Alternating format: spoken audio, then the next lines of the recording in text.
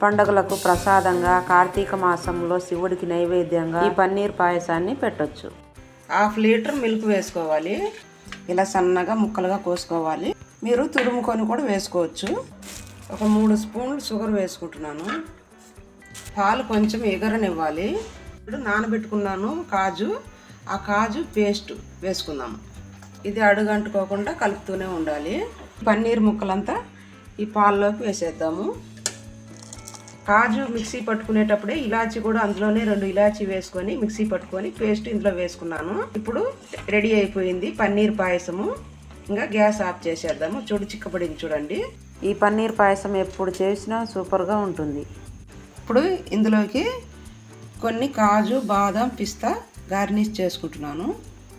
కార్తీక మాసంలో శివుడికి ఎంతో ఇష్టమైన ఈ పన్నీర్ పాయసం నైవేద్యంగా చేసి పెట్టండి. మీరు ఈ పాయసాన్ని ట్రై చేసి ఎంజాయ్ చేయండి.